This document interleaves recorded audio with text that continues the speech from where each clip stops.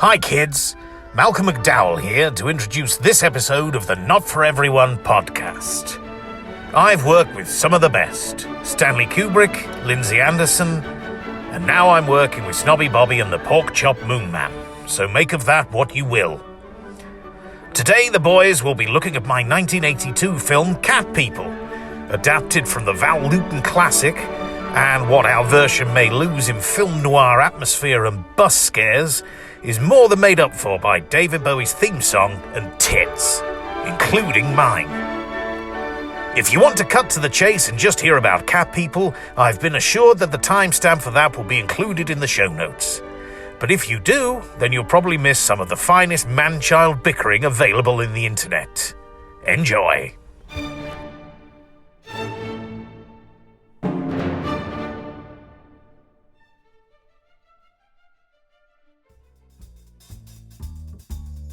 Not destitute anymore. It's just that I typically just gorge myself right before I sleep. Yeah. To get through all the anxiety and depression that I feel constantly. I just eat away my feelings and then pass out. It's the only way I can sleep. You sound like a fat woman. Yeah. Oh, I sound like a woman now. You have the emotional habits of an overweight woman. But you look like an overweight woman. Oh, so yeah, there's the difference. Touche there. Here we are. New episode of Not For Everyone. NFV, baby, we're back. Speaking of fat fuckery, my friend Clinton and I went on an adventure last weekend. He coined it the Templeton Feast. Now, Templeton Feast. The Templeton Feast. Remember Templeton from Charlotte's Web? Was that the pig? No, it was the rat. No, that was the pig. The pig was Babe. Sure.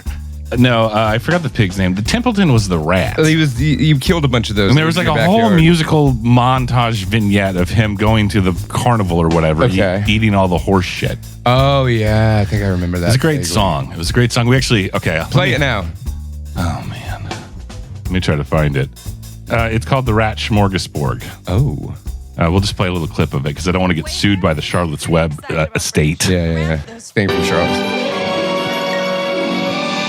Should I just skip ahead? The goose was right. This fair is a rat's paradise. Can I see the pictures? My humble Wilbur. Fare thee well. Wilbur was the name of the pig. Wilbur, that's right. This I always thought Wilbur. To remember. I'm really feeling what Templeton's feeling right now. Templeton's just all about eating them scraps. Oh, dude, he's like going through a circus trash can. You might even call it a rat smorgasbord. Smorgasbord, after the crowds have ceased. I think everyone by law should be required to listen to this song when eating. You don't need to push your ideals on other people, but I would agree with you doing that, Bobby. I'll do it myself. I'll join you. I'll start it. I'll join you.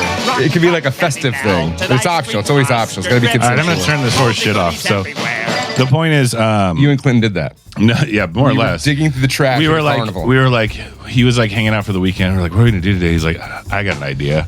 Why don't we think of the 4 least revered, least celebrated fast food restaurants and get their staple item? Dairy Queen. Nah, no, Dairy Queen is fucking awesome. What are you talking about? What are you fucking talking about? White trash? Try again. Name another very poorly reputationed fast food restaurant. Dairy Queen. Not Dairy Queen. Sonic. No. McDonald's? No. What? Bobby. Okay, let's do this instead. Give me a hint. Give me one of them. The first stop was Jack in the Box. Oh, I love Jack in the Box. Me too. I do too. Jack in the Box. But it's like kind of it's like, Jack in the Box. Like, well, people have been saying those tacos have kangaroo meat in them for years, and the tacos are objectively terrible. God, I fucking love them.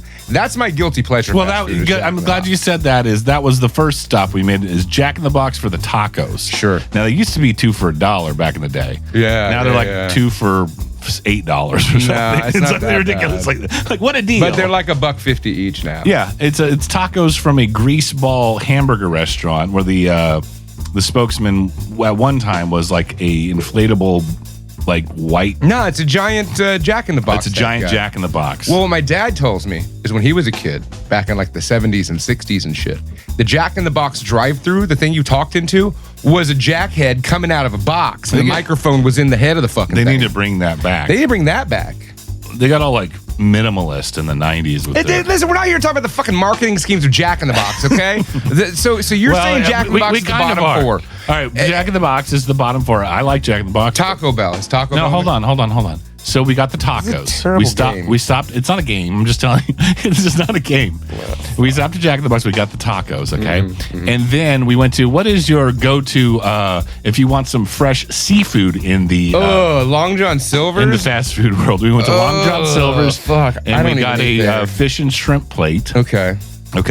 And then we went to, what is your, if you want a fresh roast beef sandwich? Went to Arby's.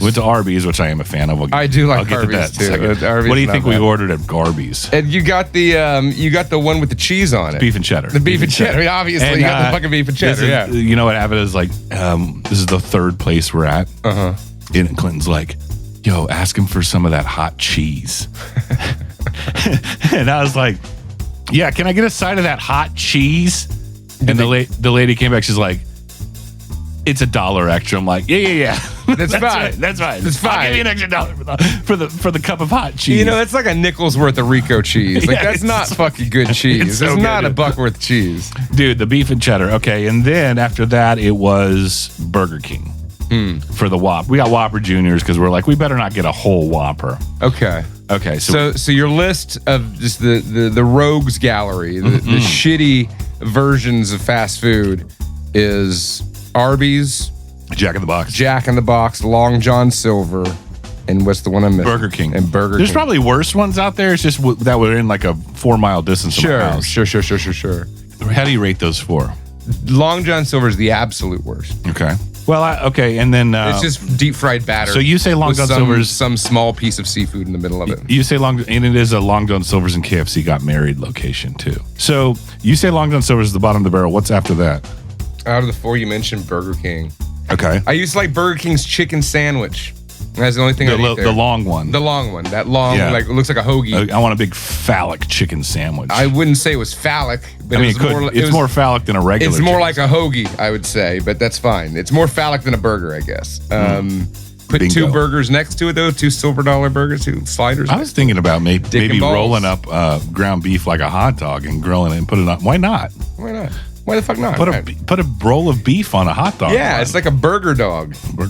I think a burger dog. You can make a cheeseburger dog. You can make a chili cheeseburger. We'll try it. We'll try it one of these days. Dude, that's a good idea. So yeah. It goes Long John Silver's the shittiest, and then it goes Burger King, and then Arby's, and Jack in the Box is the shit. Like I don't think Arby's or Jack in the Box are really that bad. Like Dairy Queen is way worse than fucking both of those. Wrong. 100%. When was the last time you had terrible steak fingers? Dude, from Dairy steak Queen? fingers from Dairy Queen taste like what I imagine dog treats. It's like this is something you would cook, you buy in the freezer, and you cook it and you feed to dogs. We can test the theory right now if you want. What? Feed it to your dogs? No, we can go. We can go try some fucking dog treats downstairs and see what it tastes like. Dairy Queen steak fingers.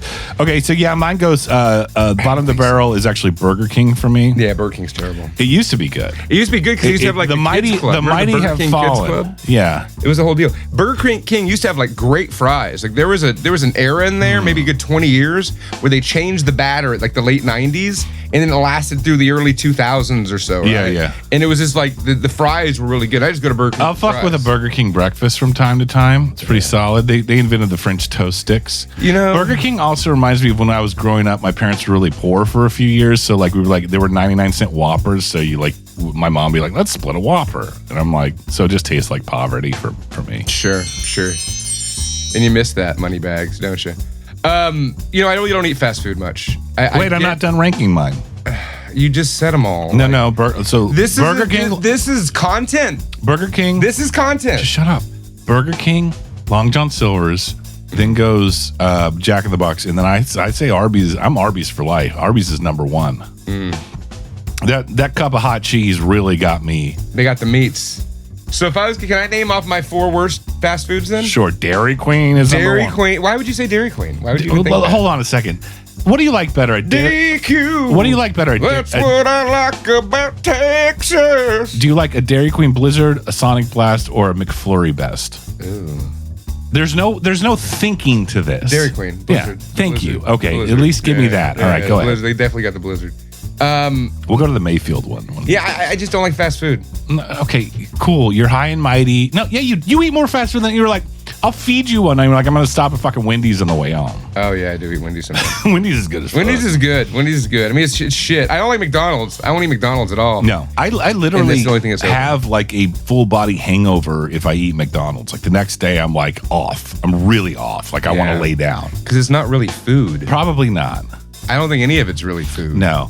What are your worst for? Let's say Taco Bell. What? But I still eat it.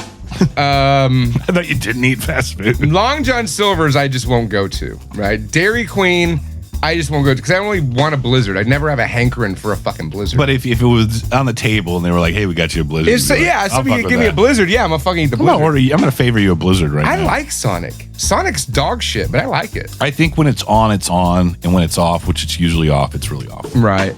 I don't know. Did I say McDonald's? Yeah, that makes sense. Yeah, fuck them. All right, let's go eat. Thrill me. You know, there's gorillas in these woods. Mortis, what's that? It's all in the reflexes. Chicken's good. I like chicken. I'd buy that for $1.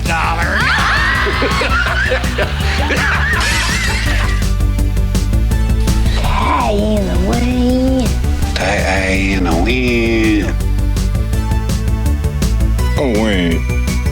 Was she a great big fat person? I drink your milkshake. Carpet Day! You make me want to be a better man. I'm running this monkey farm now, Frankenstein, and I want to know what the fuck you're doing with my time! See you at the party, Richter!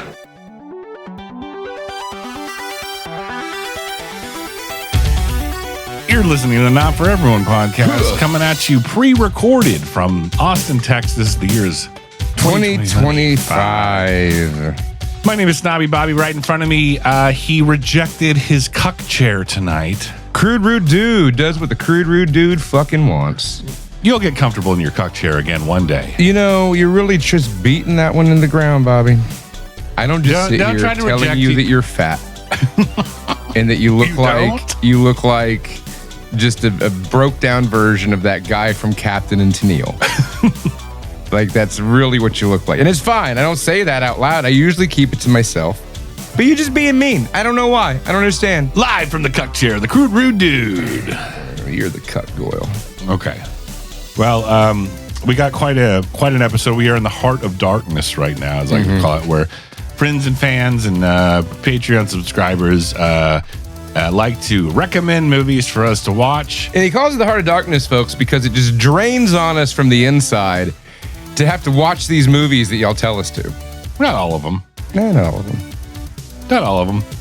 But this is a good recommendation. This guy, I don't know how to pronounce his Instagram name. Cat people. Mabry Day is what I like to call him. Mabry Day. Mabry Day. Happy Mabry Day. Is Mabry Day the one who recommended? Yeah. I don't remember what it is exactly. It's fine. I've never been understood how to pronounce his Instagram. So we'll say that the day before Thanksgiving, March 16th, will always be known as Mabry Day. Mabry Day. The day before Thanksgiving. St. Patrick's Day. Did I say Thanksgiving? I think you did. Maybe. Did you say that? Or am I The day before Thanksgiving is go see which of your friends from high school Patty's. on heroin day. Wow. Guess that's what it's like from Houston. So this is the Not For Everyone podcast. And we watch movies and we talk about those movies and we listen to Bobby tell asinine stories about fast food. But hey, you know what? You probably never even heard of those restaurants, but I have. And that's all that matters. And tonight we're going to play a game. We're going to play a game here tonight, Bobby. I've helped bring the implementations of a game for us to play. What's the name of the game and why are we playing it? So we're going to play a game to just really finally answer a question. For both of us. For both of us. And the name of the game is the question, are you a horror hack? Am I a horror hack? I'm going to go ahead and we don't even have to play the game. I'm going to say a resounding yes. Bobby is going with yes. And the answer is... It's yes. Yes. It's yes. The answer is yes. The cards know all. So we got a box of the Trivial Pursuit horror game. And so what I'm thinking we do is we just read questions to each other. And then we answer these questions. Sounds like a simple game. But I think it's going to mix things up again. I think we're going to get spice it up. I think we're going to bring in Bobby's wife, Sarah, to be our Vanna White and to read our questions for us. Vanna White didn't say as much as that lady likes to say. Well, that's true. And that's what makes Sarah better. She's kind of... Sarah! Sarah, come up here! Yell at your wife, Bobby. Tell your wife to come up here. Vanna Mouth is what I like to call her. Vanna Mouth. Hold on. I love her. Sarah's great. Oh, here she is. Pooped and was eating it. Sorry. So Sarah, you gotta close that. Oh, I guess leave the door. Oh, she comes bearing dogs. Welcome, Queen of the Castle. Queen of the Castle. So I'm gonna shuffle these up. Okay. And here's how this works. We're playing a game. The game is, am I a horror hack? Are you? Okay. Are you a horror hack? Now, you don't got to worry about yourself being a horror hack. Because she's not claiming to be anything. Right. So look through those cards. Okay. And find a movie title in there maybe that sounds like something that like one of us might have seen. Is that Thank better? you. Yeah, that's better. I couldn't see. Yeah, it was kind of blinding with the green light, the Lucky Charm light. I like to think of other people sometimes. So, oh wow, there's so many of them. There's so many. There's that's just a tiny stack of the 1,800 questions. Really in Trivial Pursuit. Really horror. burning daylight here. Okay, I got a good one. Okay. Who are you asking? Who's this for? We'll start with. We'll go alphabetically. Adam. Okay, I go first. A for Adam. A for Adam. B for Bobby. It's a better grade than you, buddy. C for cunt. That's what you are. What? Whoa. What queef? Are you drunk, Sarah? What queef? Shuffling Sorry. Sarah is drunk with a puppy in her lap. I'm There's not trying a lot to of queef horror movies out there. what creature Okay. did the narrator in the Edgar Allan Poe short story The Pit and the Pendulum use to escape his bonds? A rat. This is correct. It's a All rat? right. It was a rat. Adam's got 1 point. It was a rat. It's totally a rat. Edgar Allan Poe. So this isn't just horror movies, y'all. Oh, it's horror.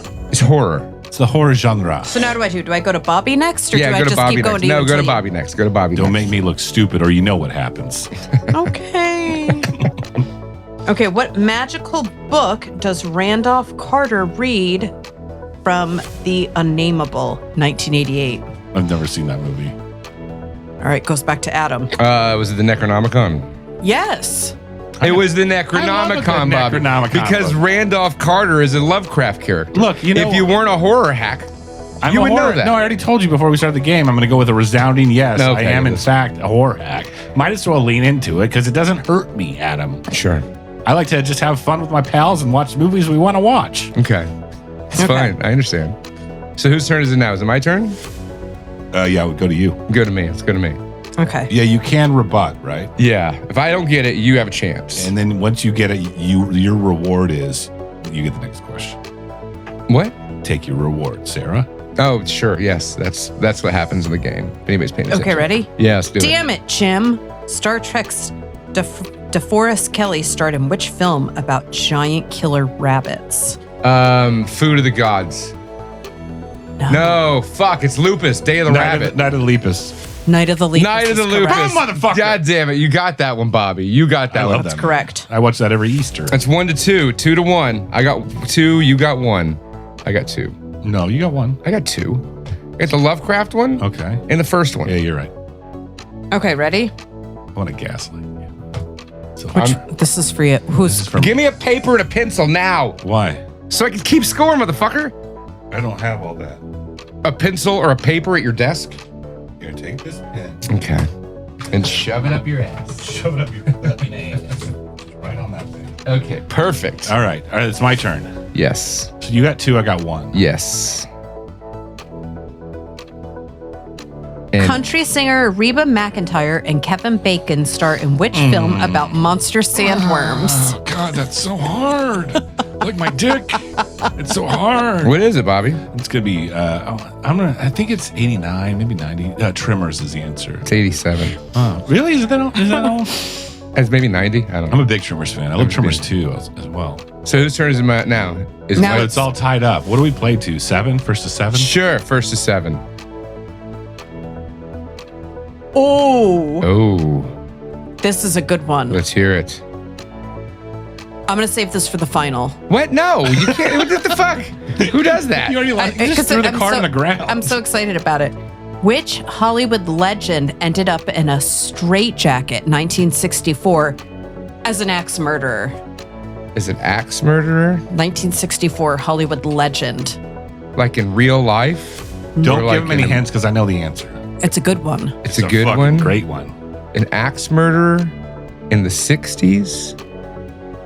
Can I give him a hint? No. Fuck no. Don't ask me. No. No. Don't give me any hints. Just make a guess. It was Jaws with Roy Scheider. What? What? That doesn't even make sense. That doesn't make sense. No? It's an actor or actress. Just from the 1964 movie. Who had an axe? Was it Norman Bates in Psycho? No. No, he didn't. He had a butcher knife. He did have a butcher knife. My wife's not a horror hack. Okay, well, I'm a horror hack. I got it wrong. What's the answer? Joan Collins? Wrong. Joan Crawford. Joan Crawford. Fuck! Wow. Joan Collins. You fucking hack. I love Joan Crawford, too. I love that movie, Straight Jacket. What movie was that? I introduced, it's called Straight Jacket. Oh, it's called, that was the name of the movie. I was wonderful. thinking of a character that was in a straitjacket. Joan Rivers. Joan Rivers. It was Joan Rivers. Joan Rivers. She's the red carpet lady before she died. Okay, we're all tied up still, Bobby. It's your turn. All right, well, fuck, I can't believe I fucking said the wrong Joan. Yeah, you said the wrong Joan. I'm about to Joan you out of my house. What the fuck does that even mean? How? With All an right. axe. How does the blind man attempt to impregnate Rocky in Don't Breathe? This is Adam's question. 2016. Turkey baster. Turkey baster. Wow. Fucking turkey baster, y'all. I don't remember that movie. I do. It had Stephen Lang, who played Ike Clanton from Tombstone in it. We don't like law dogs around The here. guy from Avatar and American Beauty. He might have been American Beauty. He was definitely an Avatar. He was like the colonel in Avatar. Yeah, he was bad. He was the best thing about American Avatar. Beauty. He's the repressed gay man that collects Nazi memorabilia. Oh, is he? Yeah. Okay, I haven't seen that movie since I was a teenager. All right, it's your turn, Bobby. Your question. All right, so you got that wrong. No, I got that right. It's 3-2. Oh, you got that right. Mm-hmm. Okay, it's 3-2, and we're playing 1st to 5. Right. Exactly. Okay, what is the name of the Dream Sea in Clive Barker's The Great and Secret Show? I have no idea. The Carnival. Wrong. And I should know this. I've read that book, but I haven't read it in like 20-something years. Let's go with Hesperia. Quiddity. Quiddity. Who would have thunk it? God, it's a close one. It was close. It was close. Hey, at least I used a made-up word. If there's some fucking made-up word. Proclivity. Is that what you said? Midian. It was Midian. All right. Whose question is it? Is it me? That would make it my question now. But you got it wrong first. Did I? Yeah. Oh, yeah. It's your question. Okay. Excuse me. What is the name of the dog who eats part of Karen in Cabin Fever? Oh. Is it Fido? No. What's the dog name, Bobby? Shut up. Mr. Dr. Mambo. It is Dr. Mambo. What? I love Cabin Fever. It is Dr. Mambo. Come on, Dr. Mambo. Wow, Bobby. I'm impressed that you watched an Eli Roth movie more than I did. Yeah, he's a professor of being a dog. Is a line from Eli Roth in that movie. Wow. Come on, Dr. Mambo. Dr. Mambo. All right, and the question goes back to you now, Bobby. Tied up 3-3. Does it? Yeah, it does. We made these rules. I had to think about it. I was like, shut up. It'll come to me. And you're like, what do you think, Bobby? That's a good one. Who or what were Deep Throat's last words in the X-Files?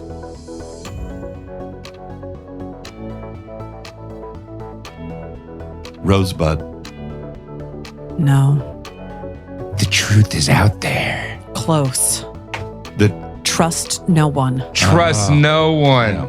It said that in the opening That's sequences fine. of X-Files, Yeah. too. Yeah. But it also said the truth is It's a out great there. fucking show. It's Does a it good hold show. up? I haven't watched it in a while, but I watched like 5 years ago. It was good. It's like the Twilight Zone, the way that holds up. It's like very watchable. I like it. I like the HOA Chud episode. Yeah. I like the Frankenstein. There's like a pig animal Chud that ones. murders people when they don't do the HOA's do the rules. HO, They yeah. the grass is too high. That's They when it don't got edge fucking the- weird. All right, that's that would be my turn now, I guess. 1st to 5. Okay. Is it your turn? Mm-hmm. All right. Who played the horse-frightening Frau Blücher Young Frankenstein. in Young Frankenstein? Cloris Leachman? Yes. Yes. God damn it. Yes. Good job, came Bobby. to me. Just came to me. Yeah. I know the comedies. Don't get me wrong. Yeah. This should be comedy trivia. I knew that one. No, you didn't. I know fucking Cloris Leachman. You didn't know she was in Young Frankenstein. Yeah, she's the Frau lady. Blücher. She's the fucking lady. Like, I've never seen fucking Ovaltine. this fucking A guy. glass of warm milk, perhaps? All right, what's the question, Sarah? What is the name of Corky's dummy in the 1978 film Magic? Oh, that's a good one. That is a good one. The fuck was its name? I could see it in my head. I can remember him like out in a boat. I don't know. Next to the river. It's not even going to, but that was a great movie, and that's a great question. Jed. Oh, no, Mr. Fats. Mr. Fats. Well, Mr. Fats. wah. So we're all tied up. So I think it goes to me. It goes to you. Okay. Which heavy metal singer wrote and acted in the film Strangeland? Was that? I know that. Was that? Oh fuck! Strangeland with Angela Bassett, right? No, that's Strange Days. I'm gonna go D. Snyder. Yes. God damn it, that was D. Snyder. Puts you at 4. I was like, is that the one with fucking Angela? I knew that shit. Fucking D. Snyder. God damn it. I was like, no, Iggy Pop is Hardwired. Mm-hmm. Gene Simmons is Trick or Treat. Mm-hmm. Yeah. All Okay. right. In The Nightmare Before Christmas, which of Oogie Boogie's 3 henchmen is female? Lock, Shock, or Barrel? Shock. It's correct. Shock. Are we tied It's up correct. It's 4-4. now? Oh fuck! 4-4. Okay. Now I'm gonna make a sound effect for "Are You a Horror Hack?" 4-4. Some of them I know that you're going to know. Well, tell me those. Well, that's not fucking fair. What is the name of Adelaide's tethered duplicate in Us? Oh fuck! I really like that movie. That's a I only good saw it movie. once though. Dr. Mambo. Dr. Mambo. Terry. Red. Red.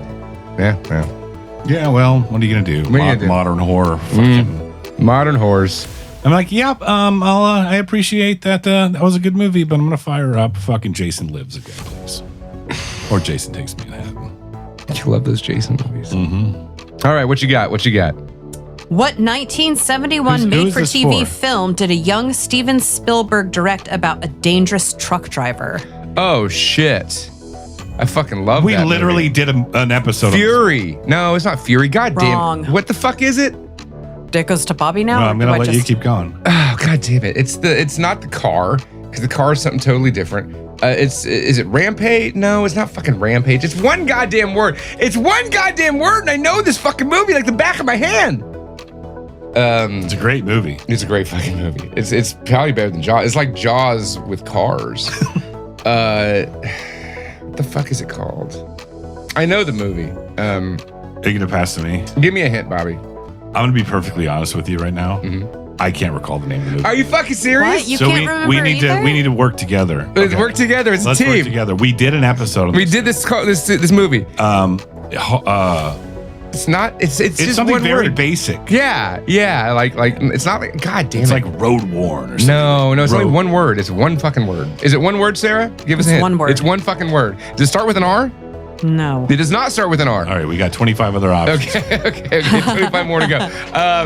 It's not like fuck. It'll come to me in a second. You just fed me a gas station weed. That's why I can't think of it. Oh yeah, let me spark up this gas station. It's not like rage or No, but it's like an emotion, right? Like it's like an angry vengeance. No, it's not vengeance. It's fucking a great- vendetta. No. Fuck. The fuck is it? hard something. No, it's one word. It's just one word. Hard. It's not just. It's not hard. Hard. Directed by It's not Steven hard. Spielberg. Rage.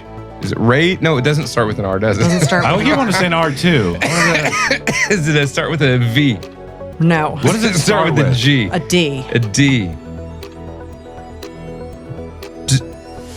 Fuck. I give up. We gotta go to the next question. I think this concludes. I think we're hacks, Bobby. We're hacks. I think we're hacks. What is it? Tell us what it is. The Duel. The Duel. It's Duel. Fucking Duel. The Duel. Duel with a D. Great early episode of Not For Everyone podcast. I don't know if it's great available. Early Spielberg. I gotta say, probably his best work. It's better than AI. It is. It's better than Schindler's List. It's better than Tell you that much. It's better than Jaws, maybe. Is it better than Rabid Grannies? Yeah. Oh, That's not Spielberg, I don't think. All right, we're done with this. Should we do one more for fun? One more for fun? One more for fun. One more for fun. This doesn't count. This is just, we can work as a team on this one. Too. Yeah, I mean, neither of us won. We tied. It's tied. We're both hacks. It's fine. We got some pretty obscure ones. Ask us a good one, Sarah. When do you think we'll know? Okay. Duel. Fuck. Such a good movie. You just gotta Some of them are just like pick a question and read it. Don't pick us any Harry Potter like ones. Things that I know that like you haven't seen. Why are you trying to do that to me? Well, okay, fine then. I won't. In what stadium did Madison Clark sacrifice herself to destroy a horde of walkers in Fear the Walking Dead? I'm going to go Fenway Park. I'm going to say Shea Stadium. Wrong. Dell Diamond. Oh.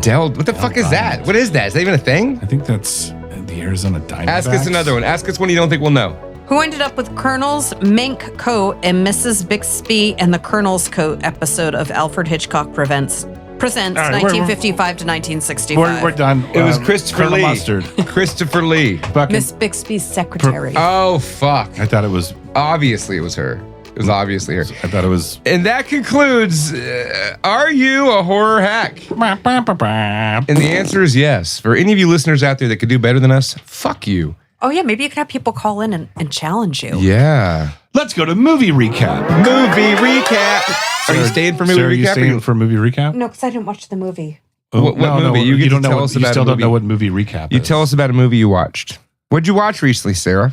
Oh, that kind of movie recap. Yeah, it could be a movie, a show, something like that. You know, the staple segment of the show. She don't listen. I wouldn't listen if I wasn't on here. Yeah, I mean. Yeah, I don't listen. It's for the best. Oh, you know what I did watch? And Bobby got mad at me and he made me put it off. Oh, Talk yeah, about tell this us. because I was going to talk about Chaos. Well, I got excited because there was a new Madea movie that I saw that I hadn't seen before. Have you seen most of them? I've seen I didn't realize how many there were. There's a lot. But it was Madea, it was about neighbors. So I ordered it and then I realized it was a play. And then Bobby goes, everybody knows that. Tyler Perry's a playwright. That's how he got started. Didn't know that. I didn't. So anyway, so the next thing up was that too. Tyler Perry, Madea, Boo. And I Boo. It was rented that. a Halloween one? Boo, Yeah. Madea Halloween. It's like Ernest Halloween, but with Madea. In March. In March. Oh, wow. And I purposely rented it when Bobby wasn't here because I know that he would get upset and make a big stink about it. And sure enough, halfway through when one of the little I came characters earlier than she suspected and caught her in bed watching Madea. And you're like, God damn it. He's busted. I You'll was, be hearing from my lawyer. I was laughing. I was laughing pretty hard at one of the scenes. But we did watch the documentary about Charles Manson. Yeah. What did you think of Boo Madea Halloween? I don't know. You wouldn't let me finish it. You never finished it? No. Did the rental expire? Yeah. God damn it, Bobby. You ruined her Boo Madea experience. That's just rude. I don't know if I could watch those things. We watched Chaos, the Manson murders. You know, night. I've seen so many things about the Manson murders. I'm like, what's new? Well, funny you should ask. Now, I'm going to be that guy right now and say I read the book that this documentary is based on. And the book is, I'm going to be that guy, way better than the fucking... Sure, okay, great. I enjoyed the interviews with him. Yes. Who'd they interview? Charlie I like Manson? some of his music. Yeah, some of his Charlie Manson's Beach Boys songs? Yeah, Yeah, they're not exactly. bad. We talk about that. And I'm a fan of the guy. Like, I'm not a fan of what he did, but like I'm a fan of like watching him talk. He's pretty interesting. Yeah, he's a cult leader. I mean, that's how they do. entertaining. That's how they, entertaining. yeah, exactly. That's how he gets them. Yeah, I mean, I'm like, I could see being on drugs and like listen to this guy talk all day. Right. Sounds kind of fun, actually. Right. He's kind of a fun guy. He's Right. tiny too. He's a tiny little fun guy. That Probably weighed Charles about Manson. 98 pounds. Wow. But the whole take on this one, and again, I can't recommend the book's one of my favorite nonfictions I've read in the last 2 years, called Chaos. That this is based on. But wow. But they do the whole Manson murder kind of history and all throughout.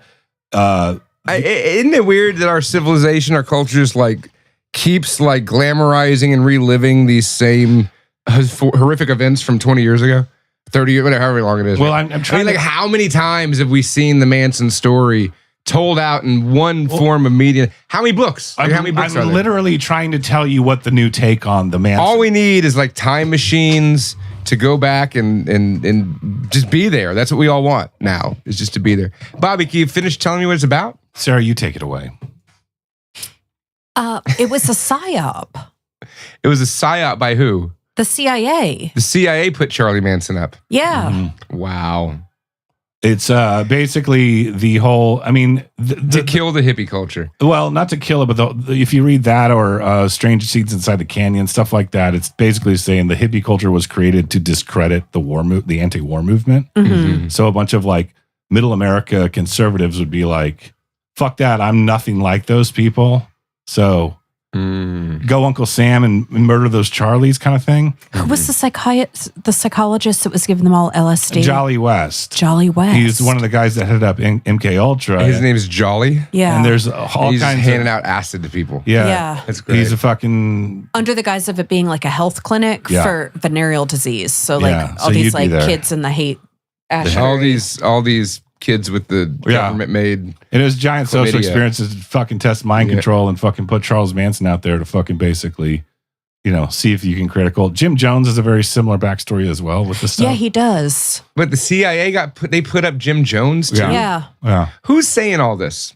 Dude, Well, there's don't tell you, document- Like the CIA's, they're like, yeah, hey, it was us. Yeah, you should definitely listen to everything they say. But no, there's definitely documentation and a strong case for the CIA being behind all that shit.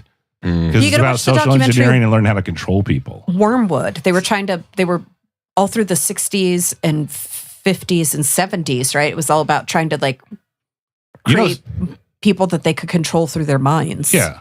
Yeah, MK now Ultra. we have these phones in front of us. Yeah, that are well, there you go. Constantly streaming stuff and controlling our minds. Yeah, and then you have Yes. Yes, now you're catching on. Oh, I've already known. And that. then, Stranger Things is based on the Montauk Project. What's the Montauk Project? Bobby? I'm not versed in the Montauk Project, but it's all about fucking opening weird interdimensional stargates and shit, and like testing Montauk's in New York. it out on like kids. That's just because they found that one like fucking goddamn beaver or something I'm that just was saying- skinless, and so the Montauk monster. So now there's fucking time portal dilations happening out there. I'm just saying that story is based on a real project.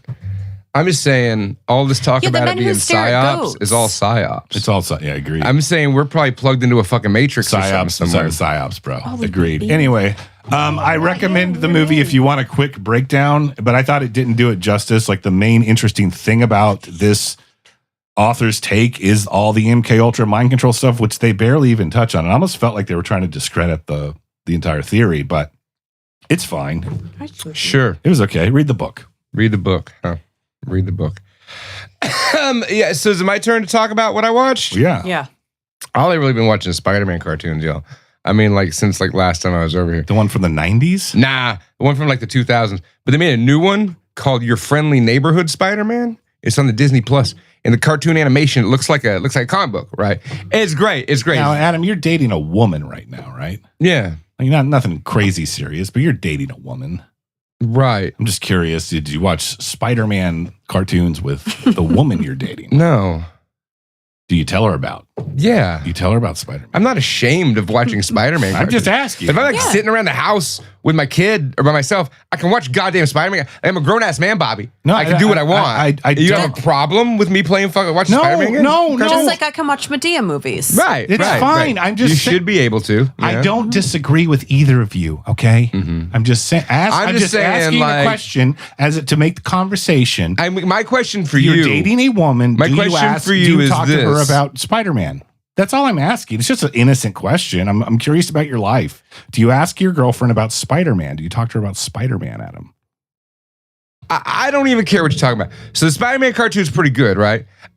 Sure, I talked to her about Spider-Man. All right. Why the fuck not? That's all you had to say. Who gives a fuck? Who the fuck If she gives had a fuck? problem with it, I'd have a problem with her. My question is this: if you say that, and then you walk in on your wife watching Madea, and you shame her into never fucking watching the let's movie. not pretend like Shame on you, Bobby. let's- I want to know this: if I was in my house, just like watching Spider-Man, and you showed up unannounced, right? Or I knew you were coming over. I'd love to watch Spider-Man with you. No, you'd make fun of me, wouldn't you? No, I wouldn't. You would make fun of me. I don't. You're a bully. Let me just. You're a bully, Bobby. Can I just set the record straight real quick? Sure. Yeah, go ahead. I don't have a problem with Medea. Okay, it's fine if it makes her happy. I'm okay with that. Okay. I don't personally. It's not my bag. It's not my. I'm clearly not the target demographic, but obviously for some reason my wife is. Sure, it's because it's funny. It's funny. Right. Yeah. But let's not. I don't have a problem with Medea, but let's not pretend like Medea and Spider-Man as cultural icons are even in the same fucking ballpark. Yeah, right. Like Spider-Man is a world-known character. I mean, he's like the most famous comic book character behind Batman and Superman. I know, but you were talking as if like they were on the same tier. What? Spider-Man. What the fuck? Spider-Man and Medea. You were insinuating that they were like the same. It's the same kind of thing. I mean, sure. Like, do you like Spider-Man? Would you watch Spider-Man cartoons? Fuck yeah. Right. Would you watch Medea? I mean, I wouldn't. So you're saying what you're saying is Spider-Man's better than Medea. That's what you're trying to say. Is that even debatable? I mean, why are you bringing it up? I guess. Like, I know. That's a fun conversation about popular more of an culture. X-Men guy, I think. Yeah. But I think like X-Men's made like worse shit. My wife's slowly Spider-Man. turning the chair towards the door to exit the room. Right. Yeah. She's like, all right, I think I'm done in here. Well, yeah. Anyways, I watch Spider-Man cartoons, but I'm trying to get the fuck out of your house because what I want to watch tonight, I'm going to pre-movie recap something. I'm going to recap a movie that I've already seen a dozen times. My son wants to watch Inglorious Bastards. I'm going to watch that tonight too after you leave. Yes, it is a great movie. I remember when I first saw it in the theater, I was like I thought that was going to be more of a war movie, like a, Private Ryan. But it is.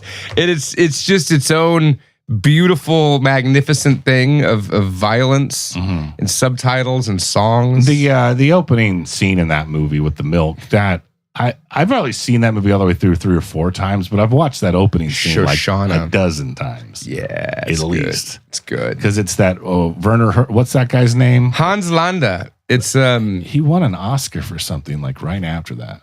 Christoph Waltz. He won an Oscar for the James Bond movie he did. Oh yeah, that was it. I like him. That is not true. Was he in a James Bond movie? Yeah, he was in a James Bond. He was a villain? Yeah. That's great. He's like Blowfield. I haven't watched any of those Daniel Craig. They're all right. It's just not the same. No one can fill the shoes of Timothy Dalton, in my opinion. Wait, why are we talking about this? Because you brought it up. Christoph Waltz, Inglorious Bastards. Inglorious Bastard. Yeah. So my child, I've shown him Django Unchained, and I've shown him some of Reservoir Dogs. He hasn't seen all that, or like Pulp Fiction. But Reservoir Dogs is kind of boring for a kid. Yeah. I think he'd like he needs to be like 16 or 17. It's kind of like watching a play. Yeah. There's not as much action. Are you leaving, Sarah? I'm putting the puppy down because she's stressed out. A play written by Tyler Perry, Reservoir Dogs. Yes. I would like to see Medea in like a reenactment of Reservoir Dogs. Can you come over and we can all watch Medea together, and then you can say if you think it's funny? I'm kind of busy. Yeah, let's not get on your fucking open-minded high horse. I don't know about that, Sarah. Maybe like next week, you could bring King over, and then we can all do like vote on a scale of stars. Yeah, Adam, why don't you come over and watch Medea with my wife, so I don't have to. And my child, I'll bring my child too. Yeah, we'll see if he thinks it's funny, but don't tell him that. It's not a waste of a Friday night at all. You're telling me to not tell. You're telling me to just trick my child into coming over here under false pretenses. Go watch this movie Medea and see what he says, because I bet you he thinks it's funny too. And then afterwards we could say you were like, he's gonna be like, why are we watching this? It's Medea. He knows who Medea is. He might know who Medea is. He'll probably think it's funny too. I like Soul Plane. Y'all are just making assumptions about my child. I don't know whether he'll know of it or like it. Have you shown your son Soul Plane? I think he's going to find it funny. Well, that's going to be I think he's going to be very upset if I make him watch a Medea movie. I don't think he's at the age where he could like enjoy it and like want to give his opinion on it. Kids like it. You'd have to do a good job of selling him into that one. I think he wants to just. I'll have to tell him. It sounds like a CIA project. We bring in some kid to watch Medea. We're just unannounced. This is psyop. It's all a psyop. Let's fucking see how he reacts to it. So, anyways, I've got him watching Brutal Violence, and we're going to watch Inglorious Bastards tonight. Cool. How old is he now? 12. Oh my god, he's going to be a teenager in 2 months. Well, I got one last one. Okay, I got one last one for movie. Do you have anything else? No. one last one. I watched the 92 Abel Ferrara classic, Harvey Keitel starring Bad Lieutenant. Now, with Bad Lieutenant, I was watching it about 2 a.m. and it got to the jack-off scene. The jack-off scene where Harvey Keitel pulls a couple of young girls over and jerks off. In front of them. It's like, I do something for you, you do something for me. Yeah. And bye, Sarah. Thanks for stopping by. My wife is very asleep at this point in the movie, and I'm watching at full volume. It's like, that turn it down a little bit. It's a real miserable film. Yeah. In the best possible way. It's very interesting. It's very disjointed. There's no linear progression. It's just about him. To it. Yeah. It's just like a day and a couple days, a week in the life of a dirty cop. He has a very shady arc. Yeah. And it's kind of did he redeem himself, or is he just tapping into his piece of shit nature to do a little bit better for the world, So it's about Harvey Keitel as a crooked, crack smoking cop that jerks off in front of young girls. Yeah. Bets on horses. Not something that it's not like a regular doing rackets. You don't want to shakedowns. Yeah. He's just a bad cop. He's doing cocaine all the fucking time. He's got. It's a good once every decade watch, I would say. It's a good movie. It's interesting. Did I talk about? Because I recently watched Bad Lieutenant 2. Oh, I watched that right after. It's great. Yes. It's a totally different animal. Well, yes, and Nick Cage, we bring up Nick Cage every episode now, it seems. God bless him. Bad Lieutenant 2, Port of Call, New Orleans. Port of Call, New Orleans. They had to, I always did Port of Orleans. The early 2000s, they would always do that shit. But anyway, The Empire Strikes Back. Shit right. Yeah. Early 2000s. Subtitle. Yeah, the early 2000s. Yeah. Right. Yeah. But I remember watching that for the first time, kind of being I was really high on watching the first Bad Lieutenant when Port of New Orleans came out, or it's called The Empire Strikes Back comes out. Yeah. And I was like, all right, I'll give this a shot. This seems kind of stupid, because this was when Nick Cage was in his kind of is this guy for real kind of phase, where people are starting to realize that he's a bit of a nutbag in a lot of these movies. Right. In a fun way. Who, Nick Cage? Yeah. I feel like that's the nutbag era starts. I think we've talked about this. Starts in 2005. No, dude. Yeah, he started nutbag, fucking nutbag rolls. Rolls. Yeah, Deadfall, bro. Watch Deadfall. Okay, well, either way, it's directed by his brother. He's fucking insane. Either way, I was shocked by how good Port of New Orleans is. No, it's great. It's great. It's directed by Werner Herzog, and it's just the story of a dirty cop, and it does have some character arc and progression, and which it doesn't really have in Bad Lieutenant in the first one. There's something really, I think Dirty Cop is the least noble. Yeah. Between cop, criminal, and Dirty Cop, I think Dirty Cop is the worst. Yeah. That's the one to be, Yeah. The most fun, I guess. You get be a fun adventure to go on in life. Just being a crooked fucking cop. Smokes crack. Smokes crack and jerks off on. Yeah. Well, Nick Cage does smoke crack in that movie as well. Yeah, the crack smoking cops. It's just Nick Cage. I remember crazy. Fairuza Balk in that movie. Oh yeah, when she's just wearing the boots and the black lingerie. I'm like, God damn, Fairuza. Yeah, and Nick Cage is so much of a crackhead. He's not into her at that moment. No, he's hey, you got access to the evidence room? See if you can find me a hit, kind of thing. Right. It's all he gives he just about. wants crack. So it's Nick Cage smoking crack, being a crooked cop that just wants crack. Those Bad Lieutenant movies are badass. They're real good. They're good. And that was Bad Lieutenant, The Empire Strikes Back. On movie recap. I gotta pee. Hey folks, if you're like me and you explore the vast expanse of the unknown, whether that's interdimensional or paranormal, whether it's cryptid or alien, or if you're just an average Joe, working man or woman, you know what you need? You need a good cup of coffee to get you through the day. There is no way to get through these work weeks, through these long and strenuous months without a good cup of Joe. And do you guys need to check out Fox and Sons. Now, you've heard Bobby and Adam talk about it, but you haven't heard your old pal Rex talk about Fox and Sons yet. And here I am to tell you that there are some amazing flavors. There's the Brazil Honey Prep Whole Bean, which is perfect when you have to deal with the Curupira from Brazil. That's a Brazilian cryptid. There's also the Tanzania peaberry whole bean, and that is perfect for handling the agagwe, which is a Tanzanian cryptid. And then the Ethiopian natural whole bean, perfect for staving off the attacks of the wobo, which is an Ethiopian cryptid. Folks, I'm not just here to teach you about cryptids. I'm here to teach you about the perfect blends of coffee, and it is made by this amazing company, Fox & Sons. Your money is going to this family-owned and operated business. They have bundles, they have subscriptions, they have light and dark roasts, they have everything an active coffee drinker or cryptid hunter could ever want. Go to foxandsons.com. You can use promo code NFE for 15% off of orders over $30. $30, you could easily spend $30 by just bulking up and getting as much coffee as you can, whether for yourself or for a loved one.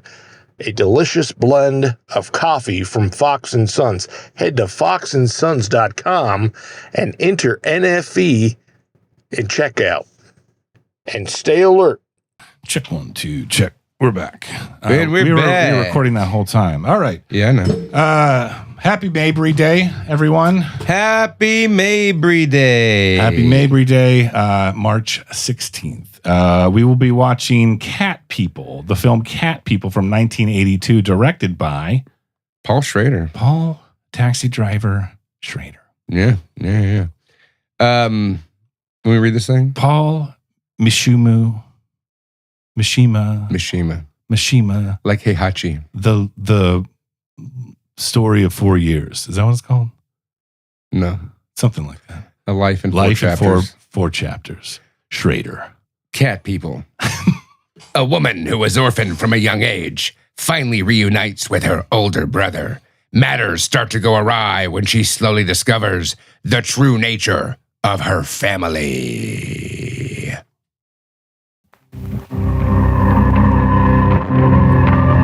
At least they're using that banger of a song.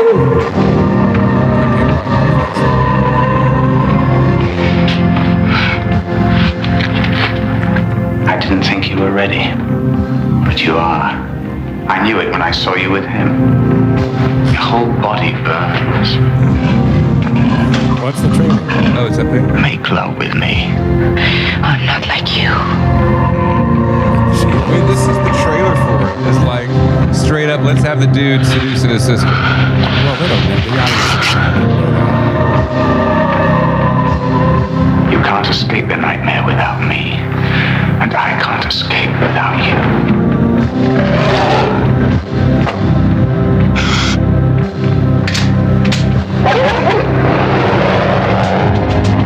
I'm not like you.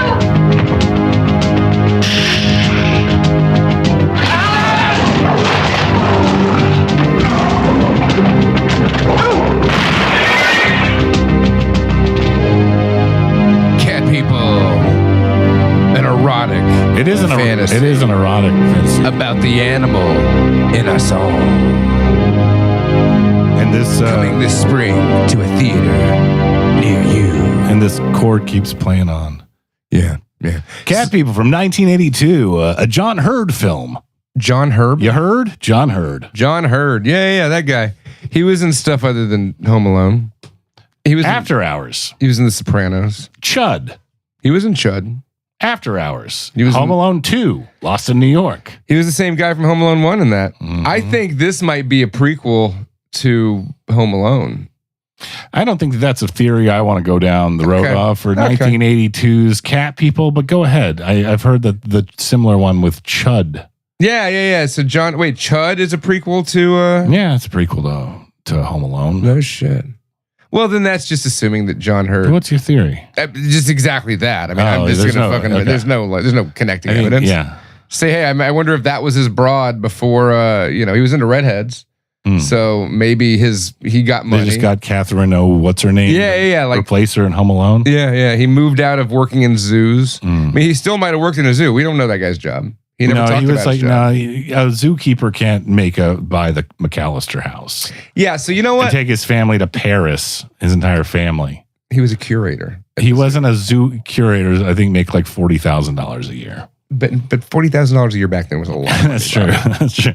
All right, so it stands. The theory is an interesting one. Yeah, sure. Yeah. So the story takes place. First of all, Paul Schrader just is a great director. He made Hardcore. Like how long before that? Let's look at the Paul Schrader. Hardcore calendar. was, I want to say, right before this movie. Right. That was like 79, something like that.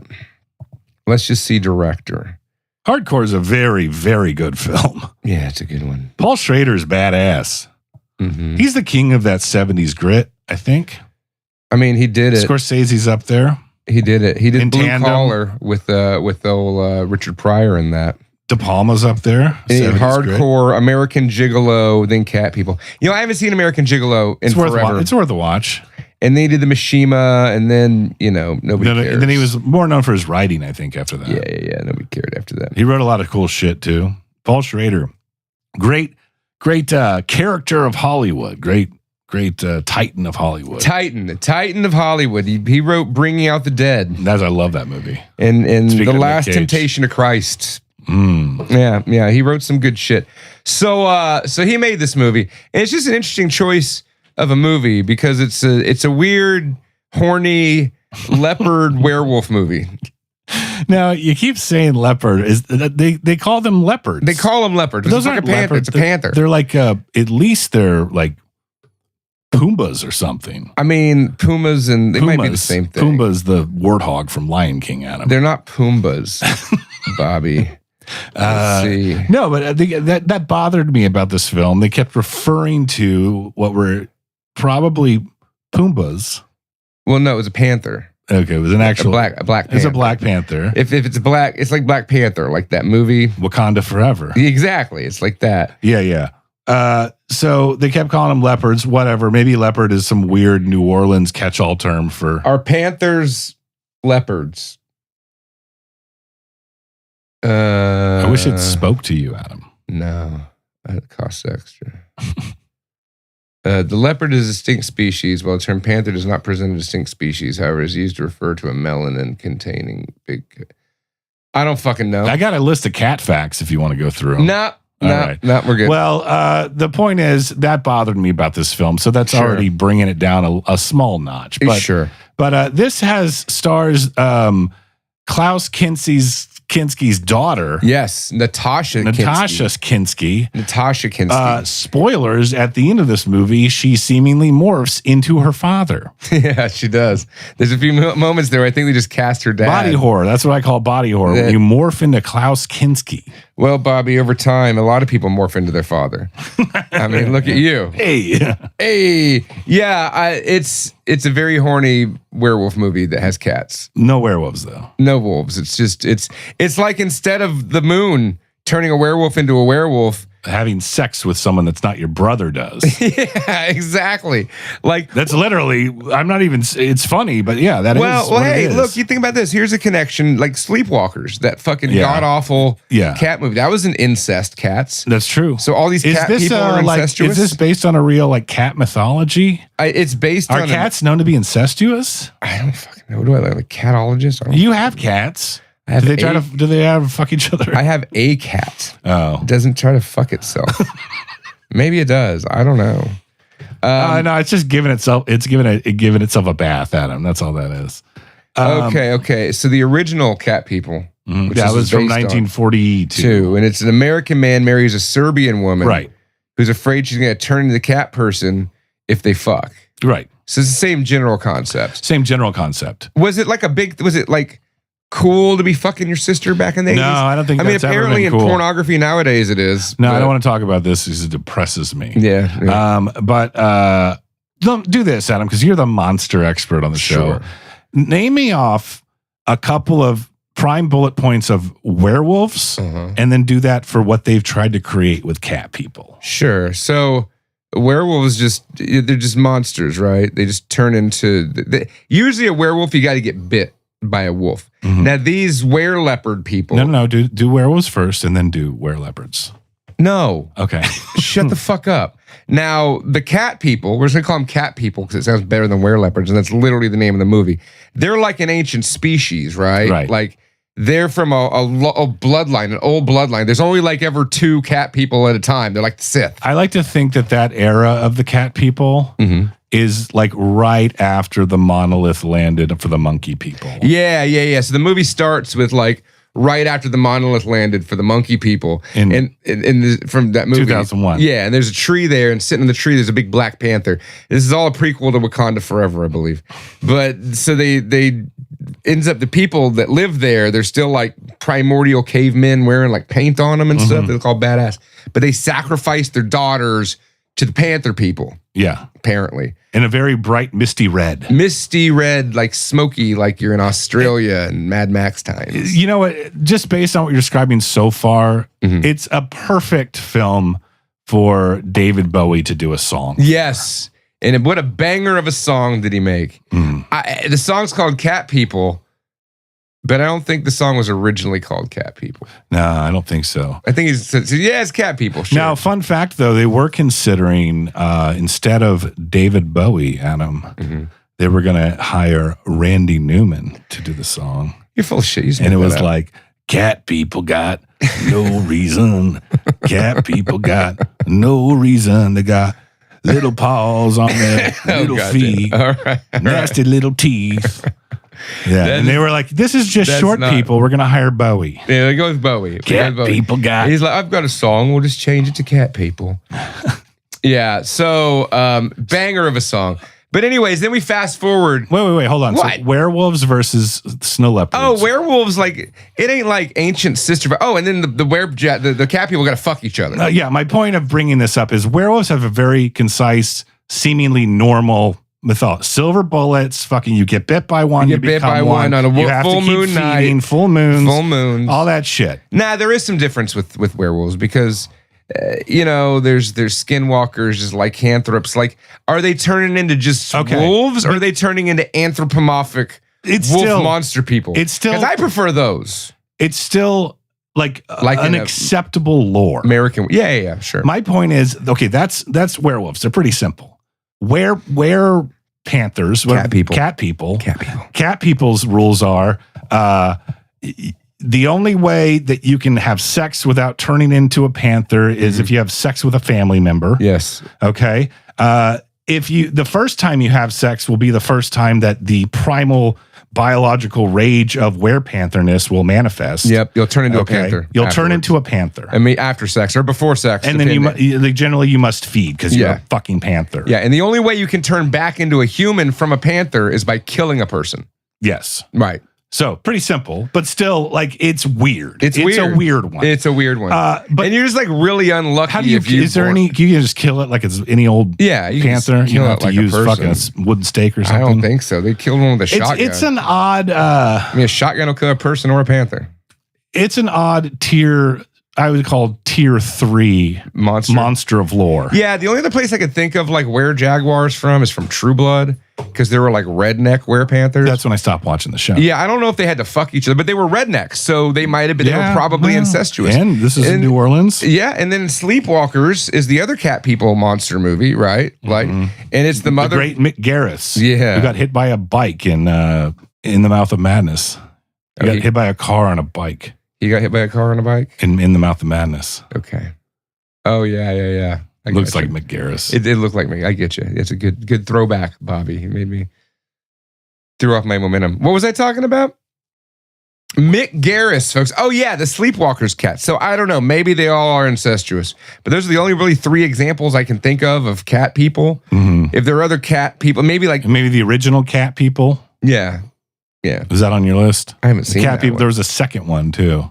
There was a Cat People too. There's Cats, the musical. Oh, that's a cat person thing. And they're all incestuous. They're actually just cats.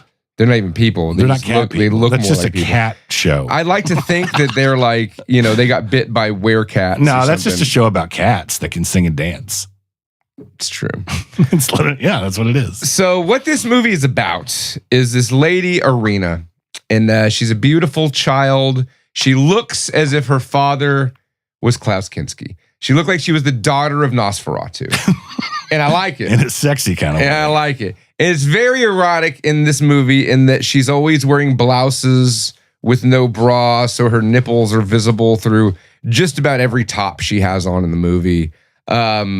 She shows her. There's a lot. Every basic female character has their breasts shown.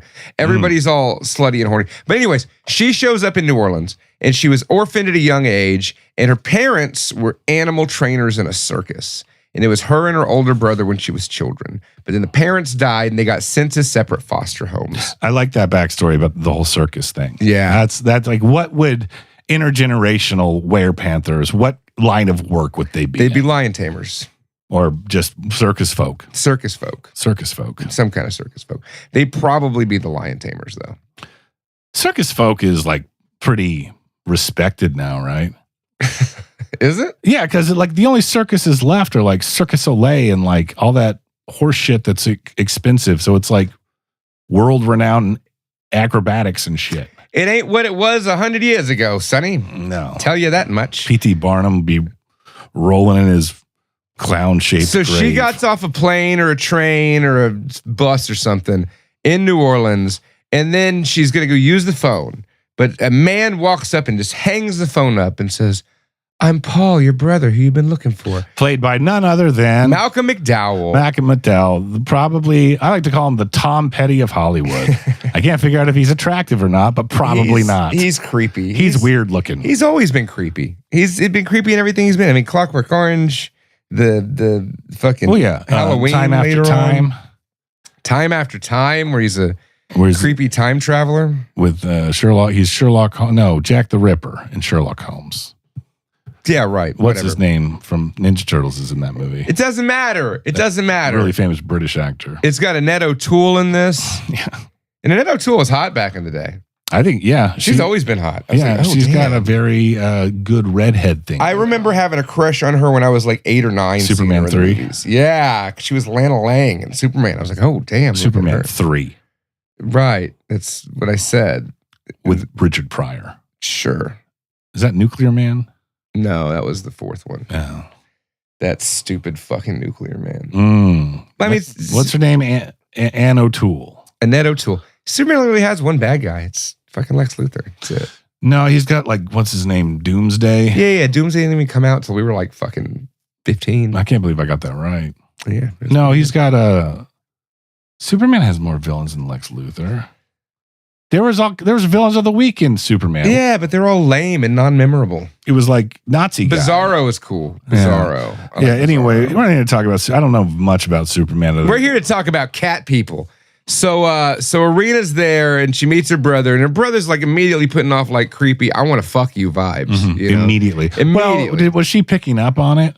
The audience clearly, I was. Well, also we find out about Arena later on when she's palling around with Annette O'Toole. She's a virgin. She's never had sex. She's like, I just never met anybody. Well, yeah, she's never turned into a panther. Right. She's never turned into a panther. A cat person. Exactly.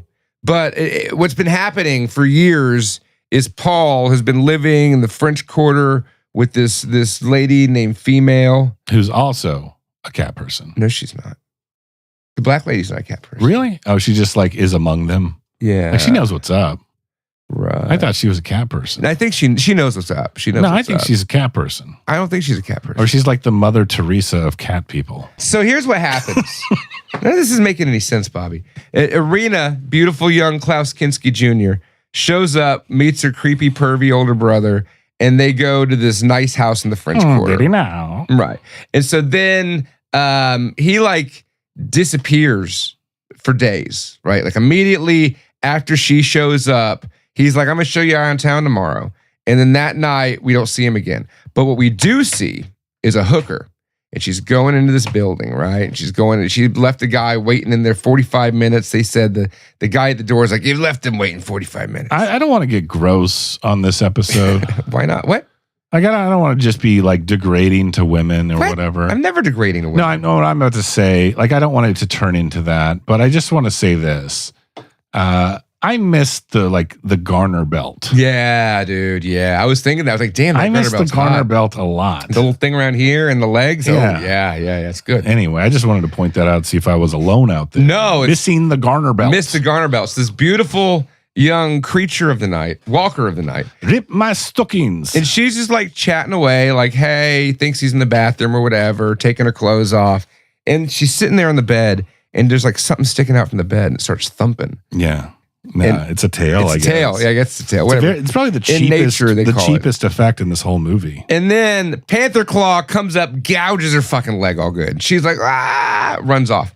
So they have this panther locked in a room. Just locked in this one room in a hooker brothel. I got a question for you, Adam. Sure. Have any of the prostitutes that you've hired in your life ever been murdered by a panther? Not that I'm aware of. All right. Not while I was Good for around, them. at least. Yeah, I mean, I don't really keep in touch. It's not how it works. Hey, what's up? What are you doing? You want to come watch cat people? Yeah. So anyways, they have this panther just trapped in the room. And so then we get the fucking trio of terror, right? We got fucking Macaulay Culkin's dad. We got hot ass Annette O'Toole and Ed Begley Jr. show up from the fucking zoo, and they're going to contain this panther upstairs. I love an Ed Begley Jr. Now, joint. if you at this point in the movie, it hasn't really explicitly said it, but we've already been saying it the whole time, right? That this is a werepanther movie. So that panther is her brother. Like, that's her brother. Yeah. That's creepy, dude. And he got so horny that his sister is there, right? That he turned into a panther. They turn into a panther. This movie sounds absurd, but is. it takes itself very seriously. It's Paul Schrader, man. It sounds insane. It's an insane film but it's under the radar insane. You're like, oh no, that's just like the fucking Werepanther movie from 1982. No, right. It's more than that. So anywho, yeah. What happens then is they take it to the zoo. They take the brother panther to the zoo. Adam, I got a question for you. And he's just in the zoo for like a week. Have you ever been so horny for a family member that you transformed into a panther? Never once. Not even once. I didn't even know that was a thing that people did. Now it is. Until I saw Paul Schrader cat people. put it into the fucking universe. There's cat people everywhere. Yeah, he's sitting out his time for being a creepy pervert that he's going to be stuck in a cage like an animal, because he is. Now, sister's out looking around, and she wants to go to tour the French Quarter because she thought her brother was going to take her around. And she brings this up to Female, or Famale, who's the lady who runs the house they live at. And she's like, oh, I don't know where your brother is. Just go out on your own. You know, she knows what's up. Yeah. She knows. She's like the familiar. She's harboring a werepanther. Yes. Right? Why wouldn't you? I mean, there's a lot of reasons. Like, it's going to get horny and try to kill you. Like, no, I don't want that. You take in horny cats all the time. Never once. So yeah. So then he's in there, and so she's out to an arena's out touring the town, right? Trying to just look around. She's like, I need to go to the zoo. Like, she drove by the zoo, and she's like, stop here. Like, let me out. I want to go in there. And she goes up to the panther cage and just stands there at the panther cage, like, till past the place closes, right? Like, that night, like, John Hurd sees her standing there and is like, I'm going to go make a move on this hot chick who's just been standing in front of the panther cage for like 8 hours at this point. Now, I think it's worth noting that there are other people in the world that are cat people. Are there? Yeah, like that woman she sees at the bar. Yeah. Like, it's not just like cat people are out there is the point. Right. Okay. And I was like if they made a sequel to this movie, it should bring more of the other cat people into. Right. They could call it Cat People 2 Cat Peoples. Right. Yeah. Yeah. So yeah. like, that's where if there was going to be a sequel, I would take it there. But my point is, in just bringing that up, there are other cat people about. Yeah, because there is this hot chick who's just like sitting there staring at her in a bar, and she starts calling her mi hermana, saying my sister. It's like, yep, they're all incestuous sisters and brothers. To be fair, that is a pretty common occurrence in New Orleans. Oh, really? Have some lady say some weird, wild foreign language to you. Yeah, but that was the point in the movie, Bob. I mean, I know, but that wasn't the New Orleans thing. That was the cat people thing. But you could. You just made that point. No, I'm just saying you could be like, oh, that's just a crazy New Orleans person saying some crazy shit, which is kind of what Annette O'Toole says. Yeah, it's true. Is that her name? Annette O'Toole. Yeah, she's not. Alice. She plays Alice in this movie. No, Alice. Love me a redhead. Yeah, so cat people. She works at the zoo now with John Hurd. She's falling for John Hurd. John Hurd takes her to his humble abode vacation home in the swamps of Louisiana. Oh, yeah, that's right. And tries to have sexual intercourse with her. It didn't happen. But it does not happen. It doesn't happen. Because there's something deep down inside that she knows about herself. So when She's went out very there, hesitant. Yeah. She got all worked up too. I mean, she got so worked up that she didn't necessarily turn into a panther or anything, but she chased down a rabbit and ate it with her bare hands and mouth. Yeah, she got that. That was for both her a realization for both herself and the. And this is how it's an erotic fantasy: is that she got so horny that she went and ate a rabbit alive. Yeah, that's weird. It's. What are you telling me? What are you trying to say, Paul Schrader? There's themes of biological urge in this movie. Yeah, you know what I mean. Sure. You get so horny that you kill and eat a rabbit. Yeah. With your bare paws. Your bare paws. Cat people got. So she's starting to realize, hey, this is different. This is different. This is different. I definitely don't want to be banging you. Didn't read about this in health class. Mm-hmm. She should have been reading like a cat owner's manual. You know that there's some weird shit on the internet where it's like porn where like when women are climaxing, they morph into cat people. You know that exists. I'm sure it does. And if not, no, it does. Okay. All right. I'm sure that it does, Bobby. It's definitely a thing. I mean, there's a rule 34 for everything. I don't want to look it up. I don't want to know. I like to keep things a mystery. But this is a very early 80s like sensual kind of film. Where there's like long shadows and bare breasts from the side and silhouette. It kind of reminded me of like that shit. It reminded me of like The Hunger in a lot of ways. It's like kind of a gothic like horror. But takes place in New Orleans. Got Ed Begley Jr. Yeah, it's a goth movie is what this is. Cat people. So yeah, she gets a job at the fucking zoo. She works at the zoo now, right? The zoo where her brother is. And so every day they go in there and like she's friends with like Ed Begley and stuff and check out the animals. And the little Boy Scouts buy some Empire Strikes Back gum. Did they? It's a pertinent point in the plot. Was it Empire Strikes Back? Yeah. Wow. Look at that product placement. So anywho, like one day they're there and they're trying to feed the panther, the brother panther. And Ed Begley Jr. straps like a cattle prod to his arm and like sticks it through to cattle prod the panther. Mm-hmm. The panther rips his arm off to death. Yeah. Like it pulls his arm off and his life just follows right out that armhole. Yeah. It's a very powerful panther. Yes. And Ed Begley Jr. had very powerful joints and muscles, it seems, as well. Yeah. Because it murdered him. It murdered him. Just by pulling his arm out. I mean, it pulled his arm all the way off. He could have bled to death or that's something. He probably bled immediately to death. bleed to death. Yeah. I mean, if it's like on your left side, whatever, your heart's right there. You know That's what I mean? true. It's like a hole right in it. You got to cauterize that quick. Well, Ed Begley didn't make it. No. But what happened is Brother Panther turns back into his human form. That's what does it. That's how we know. That's how he had to kill somebody. There's also exposition later in the dream sequence that tells all that shit. Yeah. But anywho, so then he comes back to his sister. He's like, hey, we got to fuck. Like, just so you know, mom and dad were brother and sister. And if you try to have sex with anybody, you're going to murder them. Like, that's how it happens. That's what happens. It seems like a weird, pervy Hollywood guy from the 70s is trying to create a new monster. Right. thing. It's like a cat sex monster. It's like a dirty 70s movie director was like, what's a new kind of monster we can make? Yeah, so we can show off some tits. But to be fair, it is vaguely based on the same premise from the 1940s. It's true. So, and then Sleepwalkers kind of followed up. Yeah. You know, so it's still a continuing. I'm having deja vu right now. Yeah, it's all. It continues on. It's kitties all the way down. Kitties shaved. So, anyways, I don't know. That's what this movie's about. So yeah, let's take an aside for a moment. I would say that historically, the early 80s was the era of anthropomorphic body horror. Okay. You have American Werewolf in London. I would argue that sparked it off. And this is coming off of, all the bad, big giant, like close up mice and bunny movies and shit. Food of the gods. Yeah, shit like that. But eventually we get into American Werewolf in London, The Howling the same year, and then Cat People, and then also I would say David Cronenberg's The Fly is also Flies on there. You got The Howling 2. You got the marsupials. It's also your sister was a werewolf. Yeah. Well, yeah, exactly. So it's a time of great anthropomorphic horror. Yeah, but the thing with the cat, well, there's a couple really cool transformation scenes. Yeah. I think that they were really limited on budget with this movie. There were some great special effects. Right. Yeah.